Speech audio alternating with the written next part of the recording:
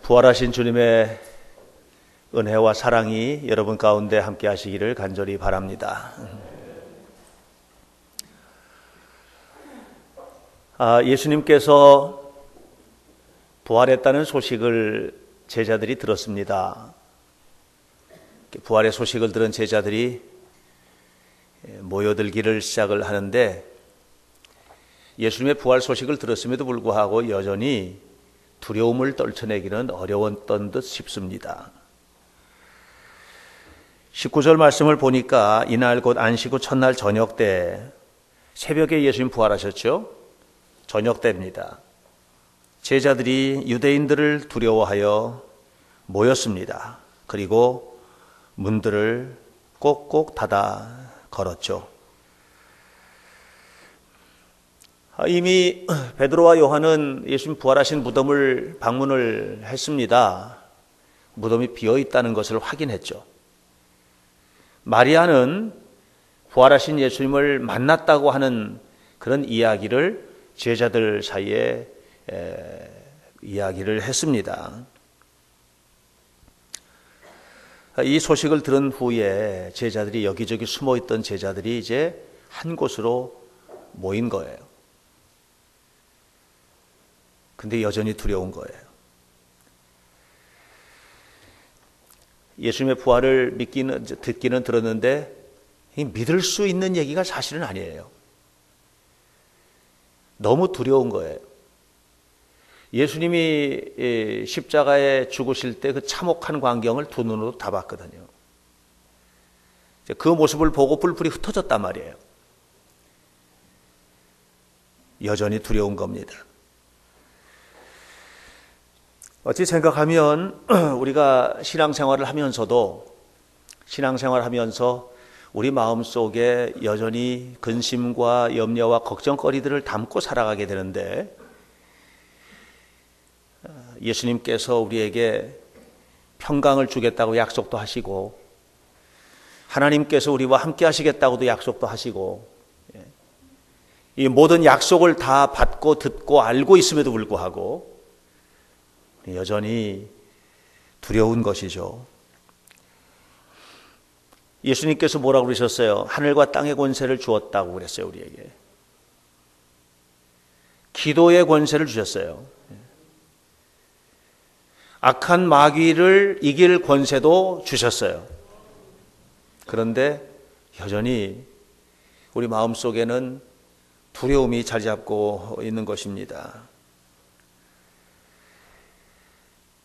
주님께서 주셨다는데 나에게 주신 것 같지는 않은 거예요. 그 약속이 내 약속, 나와 관계된 약속 같지가 않은 거예요.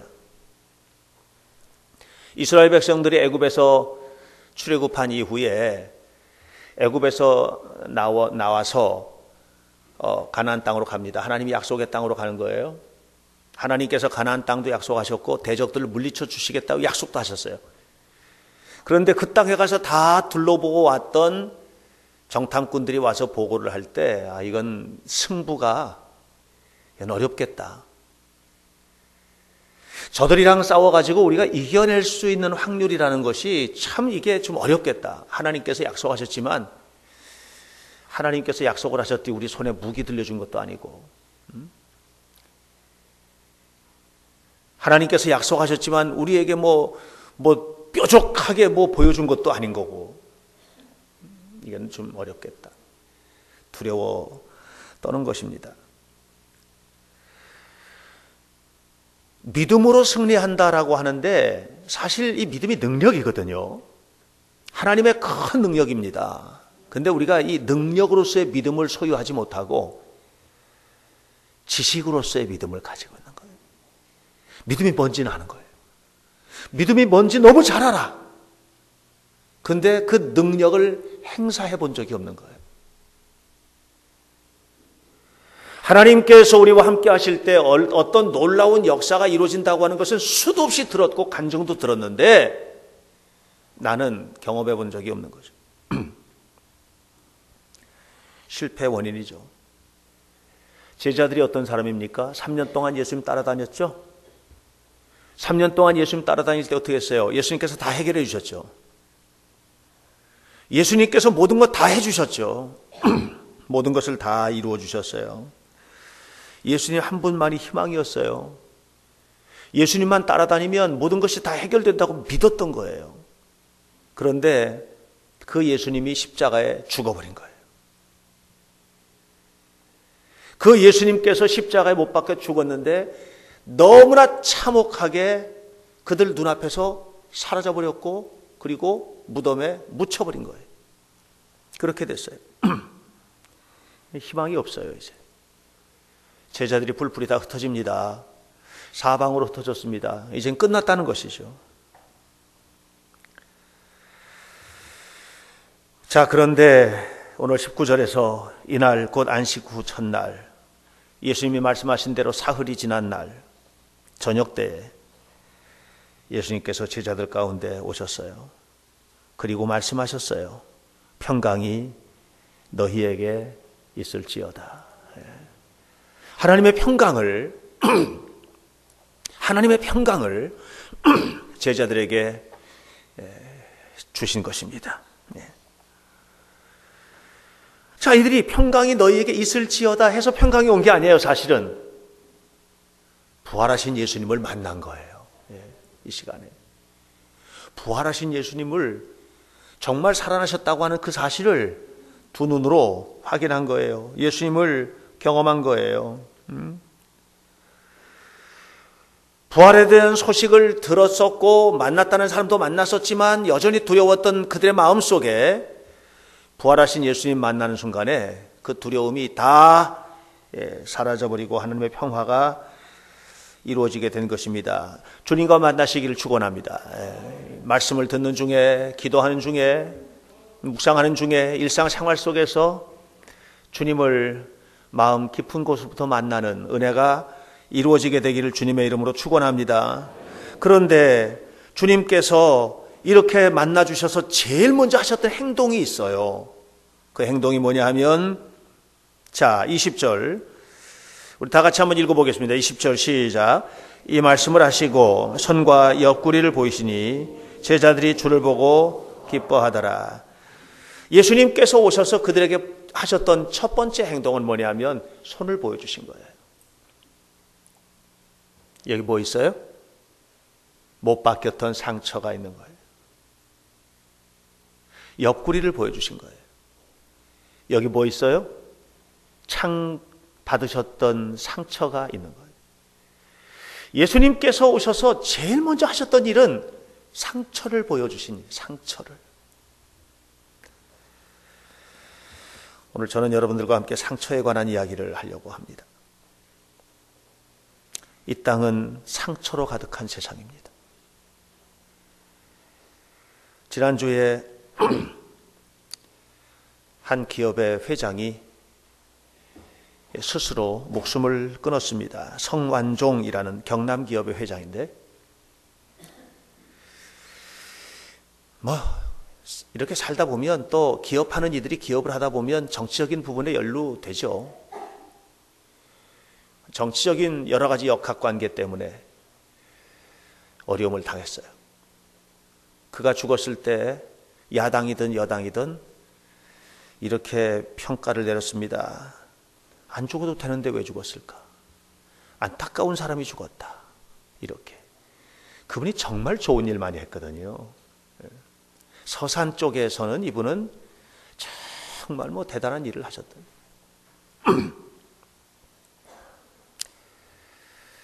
왜 죽었을까? 죽은 이유는 하나죠. 마음의 상처를 해결하지 못한 거예요. 상처. 어떤 리서치 표본 조사한 결과를 제가 본 적이 있는데, 우리나라 사람들 대상으로 해서 자살을 구체적으로 생각해 본 사람 손 들어봐. 그랬더니 100명을 조사했더니 11명, 10.9%가 뭐예요? 100명이면 11명이란 얘기잖아요. 1000명이면 110명이란 얘기잖아요. 10,000명이면 1100명이라는 얘기잖아요. 그랬다 하고 응답을 한 겁니다. 이 말이 무슨 말이에요? 우리는 다 상처를 안고 살고 있어요. 우리는 누구나 다 상처를 가지고 있어요. 이 세상은 상처투성이에요. 이라크 서부에 있는 어떤 한 도시에서는요, 정부에 협력했다고 IS가 300명을 죽여서 묻어버렸어요. 얼마 전에 있던 일이에요.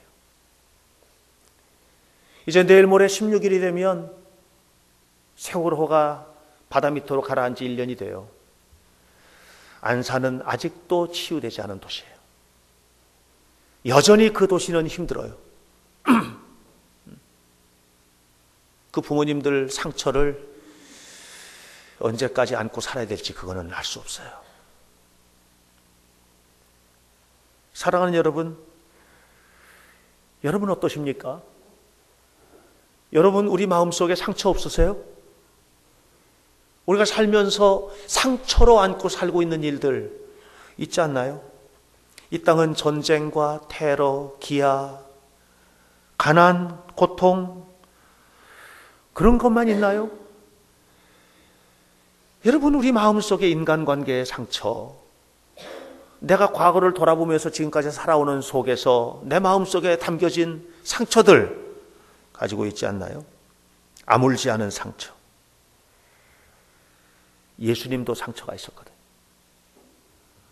부활하신 예수님께서 제자들을 만나시고 난 다음에 제일 먼저 보여주신 게 뭐예요? 상처 보여주신 거예요. 나에게 상처가 있다.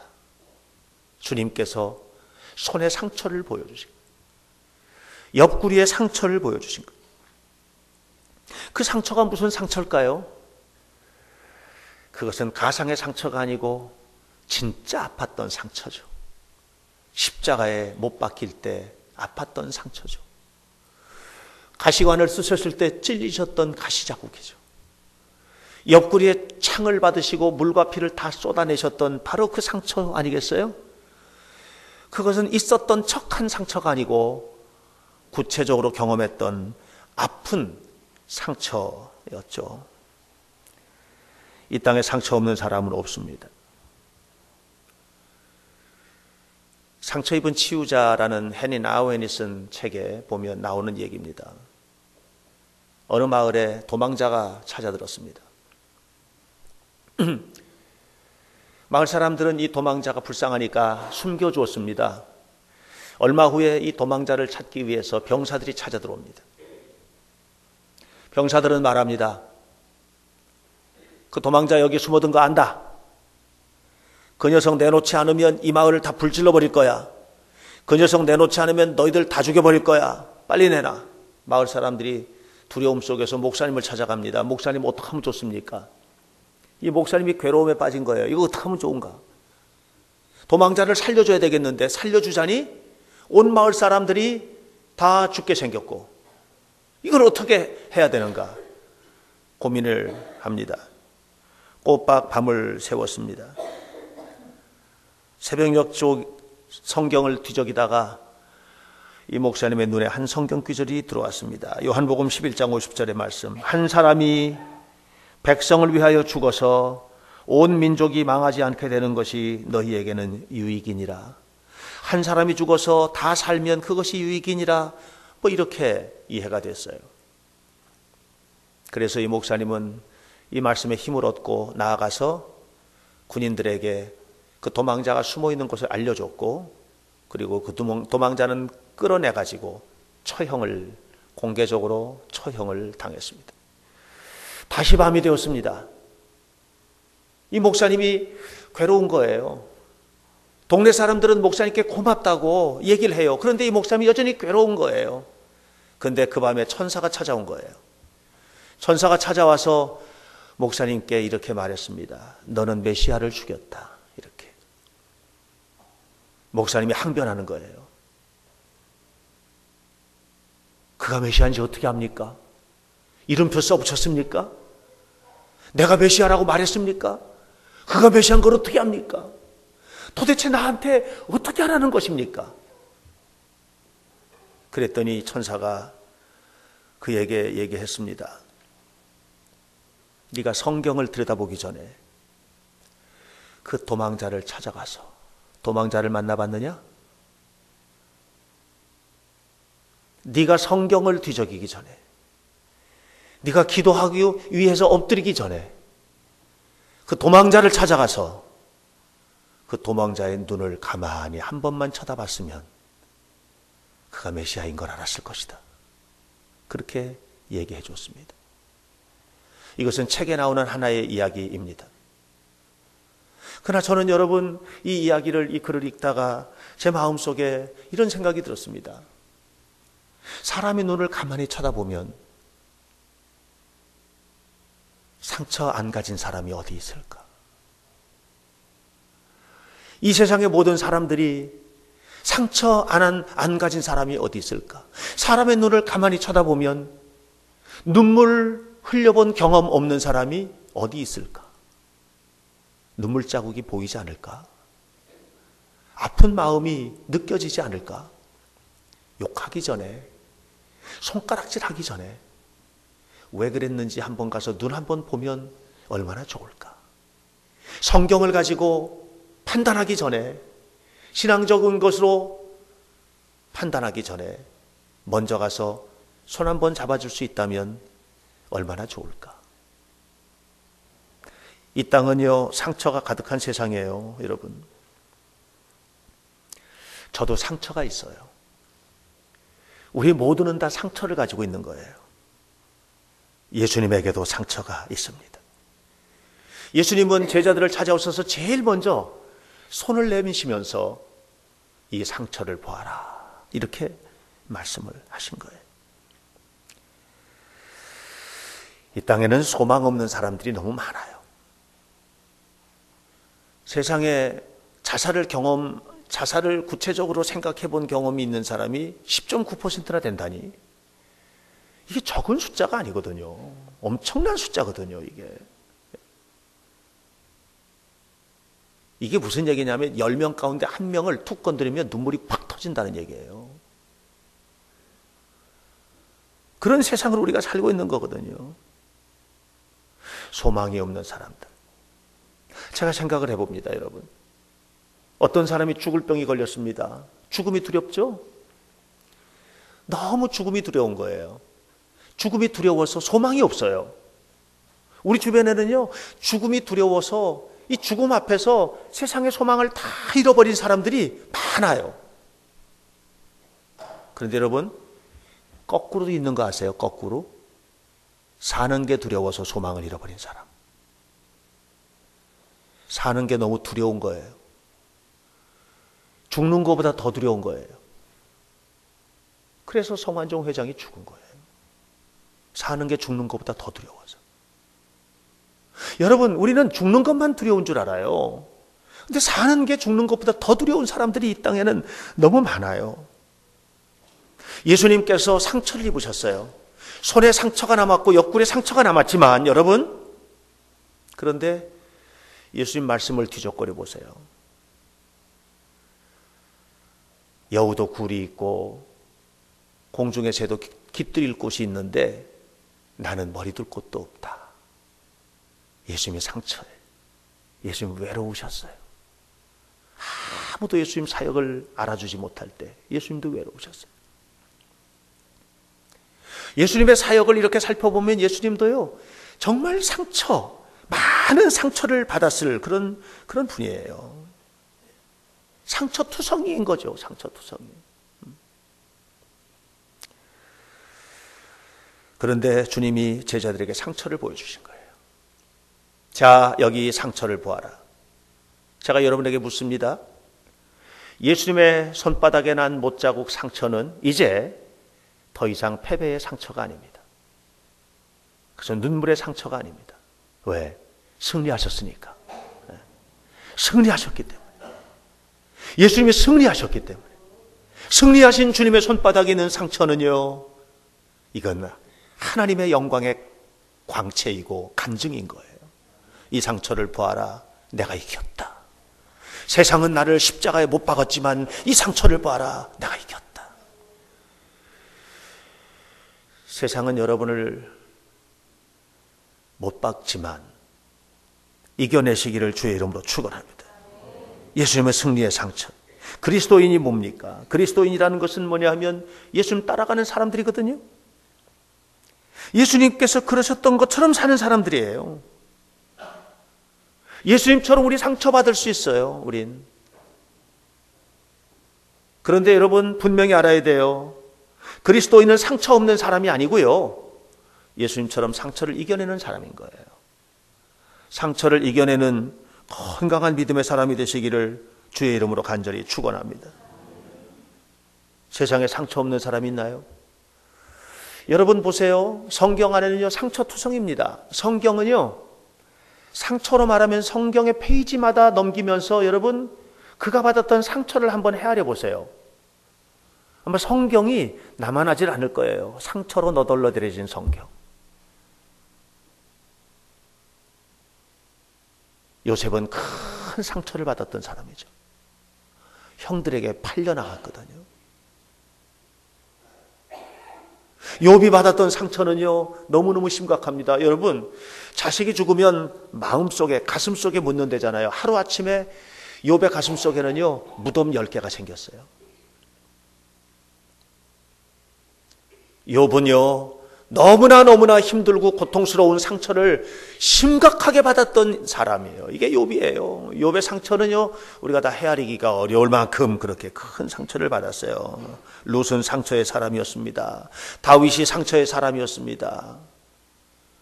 심지어는요 다윗이 여러분 잘 아시잖아요. 아들 압살롬이 아버지를 쫓아내는 거예요. 거기까지는 그래, 알았어, 거기까지는 가능하다, 그래, 그럴 수 있다고 하자. 그런데 백주대낮에 궁궐 지붕에다가 텐트 쳐놓고 아버지의 아내들, 아버지의 그 후궁들 다 데려다가 욕보였잖아요. 다윗이 다 듣잖아요. 무너지지 않겠습니까? 얼마나 큰 상처를 받았겠어요. 여러분 그런데 중요한 게 있어요. 욥은 상처를 싸매고 산 사람이 아니에요. 상처를 이긴 거예요. 여러분 욥이 그 상처를 다 이겨낸 거예요. 요셉이 상처를 간직하고 산 게 아니에요. 상처를 넘어선 거예요. 다윗이 상처를 넘어선 거예요. 여러분 넘어서시길 주의 이름으로 축원합니다. 넘어서야만 합니다. 오늘 우리가 삶을 살아가면서 우리가 경험하는 것들 한번 보십시오. 우리 얼마나 상처받고 삽니까? 우리의 상처가 말이죠 생사의 갈림길에 서는 그런 상처가 아닌 경우들이 많아요. 사실은 말 한마디가 상처가 되고 그걸 못 이겨내는 거예요. 그리스도인 다움이 아닌 거죠. 말 한마디가 그냥 그거 넘어설 수도 있는 거예요. 그냥 아닌 것처럼 그렇게 대할 수도 있는 거예요. 근데 그거를 상처로 키워요. 마음속에 깊은 상처로 담아요. 그리고 무너져 버리는 거예요.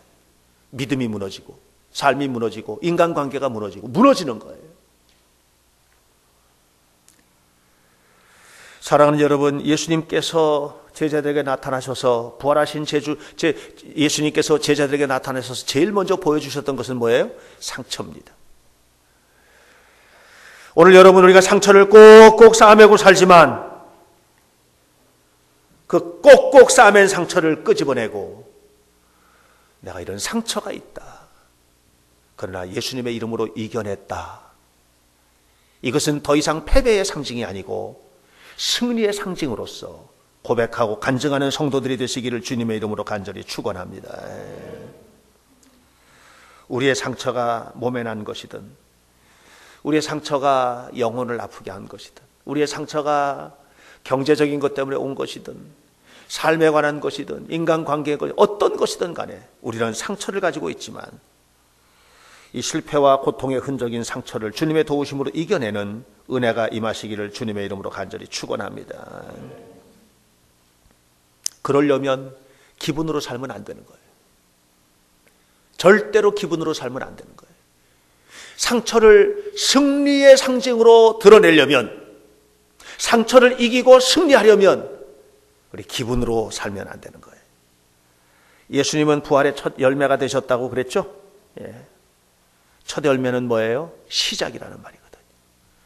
예수님께서 걸어가셨던 길을 우리는 뚜벅뚜벅 걸어 따라가는 거예요. 언제? 지금. 어디에서? 여기서부터. 우리는 그렇게 살아가는 사람들이 돼야 돼요. 우리가 분명히 알아야 돼요. 부질없어 보이는 일 속에도 하나님의 뜻이 담겼어요. 너무 하찮은 일인 것 같아. 그런데 그 속에도 하나님의 손길이 있는 거예요. 여러분, 봄은 어디에 잉태된 줄 아십니까? 이건 말장난이 아닙니다. 여러분 분명히 아셔야 돼요. 봄은 얼어붙은 겨울 땅에 잉태되는 거예요. 얼어붙은 겨울의 땅 밑에는 봄이 잉태되어 있어요. 그것을 아는 농부들은 뭘 해요? 그 얼어붙은 땅을 보면서 씨앗을 준비하는 거예요. 왜? 곧 봄이 올 거니까. 그리스도인은 그런 사람 아니에요? 내 삶이 꽁꽁 얼어붙었지만, 내 삶은 지금 희망이 지금 보이질 않지만, 눈이 1m씩 덮여 있지만, 파도 언 땅만 나오지만, 그래도 그 속에서 하나님께서 주실 희망을 바라보면서 하나님 주실 축복의 씨를 준비하는 사람들이 그리스도인 아니겠습니까? 부활절을 영어로 뭐라 그러죠? 이스터라고 하죠. 이스터. 그래서 이 외국 사람들 부활절 되면, 크리스마스 되면 메리 크리스마스 하고 인사하는 것처럼 부활절 되면 해피 이스터, 행복한 부활절 되세요 하고 인사하죠. 이스터가 뭡니까? 어디서부터 온 사람이에요? 이스터, 동쪽을 바라보는 사람들이에요. 이스트, 웨스트, 사우스, 노스, 이스트, 동쪽, 거길 바라보는 사람이에요. 이스터예요. 동쪽이 어떤 쪽이에요? 해 뜨는 쪽이죠. 해가 뜬다는 말이 무슨 말입니까? 여러분, 이제는 어둠이 물러간다는 말이에요. 깊은 죽음의 밤이 물러가고 동이 터오는 거예요. 예수님 부활과 함께. 예수님께서 부활하셨어요. 지난주에 우리가 함께 나눴잖아요. 예수님의 부활은 뭐예요? 뭐가 전제예요? 죽음, 참혹한 죽음이 전제가 되는 것이다. 가상의 죽음이 아니고 실제로 죽으셨어요. 완전히 죽으셨어요. 참혹하게 죽으신 거죠. 그리고 그 어둠이 지나고 나서 동이 터오는 거예요. 주님께서 우리 인생을 그렇게 세워주실 줄로 믿습니다. 그래서 부활을 믿는 사람은 뭐냐? 동쪽을 보는 사람이에요. 부활을 믿는 사람이 뭐냐? 예수님을 바라보는 사람이에요. 예수님만 바라보는 사람이에요. 예수님을 향해서만 선 사람이에요. 예수님 따라가는 사람이에요. 이게 부활을 믿는 믿음의 사람인 거죠. 40년간 상처를 짊어지고 살던 안진뱅이가 있었어요. 예수님 바라볼 때 동이 텄어요. 해결된 거예요. 18년 동안 18해를 혈루증을 앓으면서 피를 쏟으면서 하혈하면서 사람에게 사람치고 한 번도 당해보지 못했던 상처토성이의 가슴을 부둥켜 안고 살던 한 여인이 예수님 바라보는 순간 해결됐어요. 여러분, 상처가 해결되는 장소는요, 기분 좀 좋게 하는 데가 아니에요. 잠깐 좋아질 수 있어요. 상처가 해결되는 장소는 어디예요? 예수님 바라보는 바로 그 장소임을 기억하시길 축원합니다. 부활하신 예수님은 말이죠, 바람 빠진 타이어 같은 그들에게 숨을 내 불어 넣어주시면서 숨을 내쉬면서 평안을 주었고 성령을 주었어요. 성령의 충만함을 받았어요. 그들에게 예수님의 상처를 보이셨어요. 자, 이 상처를 보아라. 이 상처를 보아라. 예수님의 상처, 못 박혔던 그 상처를 보여주셨어요. 이제 제자들은요, 상처를 딛고 일어선 사람이요. 옛날에는요, 예수님께서 상처 입을 때 그 상처가 내게 올까봐 도망갔던 사람이에요. 그런데 이제는 예수님의 상처가 아니에요. 그 상처가 내 상처가 되는 거예요.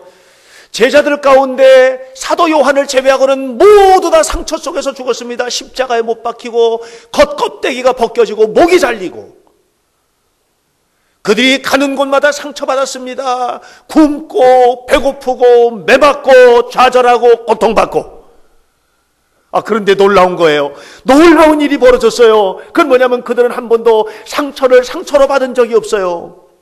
우리는 누군가가 말 한마디만 해도 그걸 상처로 받는데, 제자들은요, 가슴팍에 칼을 찔러도 상처를 받지 않는 거예요. 죽음까지도 감사함으로 받았어요. 사도 바울이 말했어요. 갈라디아 6장에서 나는 예수님의 흔적을 가졌노라. 예수님의 상처 가슴에 품고 산 거예요. 주님과 함께 산 거예요. 돈이 없어서 불행합니까? 그럼 돈 없는 사람 다 불행해야 되는데 저는 돈 없어도 행복한 사람 너무 많이 봤어요. 죽을 병 들어서 불행합니까? 그럼 다 불행해야 되는데 그렇지 않은 사람 저는 많이 봤어요. 장애를 가져서 불행합니까? 저는요, 그 상처를 승리로 이끌어낸 사람들을 너무 많이 알고 있어요. 직장 생활하다가 승진 못해서 불행합니까? 그건 불행의 조건이 아니에요. 그건 절대로 불행의 조건이 아니에요.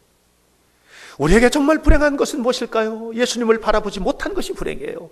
왜? 예수님만 바라봤다면 가난해도 행복할 수 있었을 텐데, 예수님 바라봤더라면 가난해도 극복할 수 있었을 텐데, 예수님 바라봤더라면 힘을 가지고 이길 수 있었을 텐데, 누군가가 말 한마디 때문에 그렇게 무너지지는 않을 텐데, 예수님 바라보고 살았더라면 이겨낼 수 있었을 텐데, 예수님 때문에 이겨낼 텐데, 예수님이 승리인데, 그렇지 않은가요?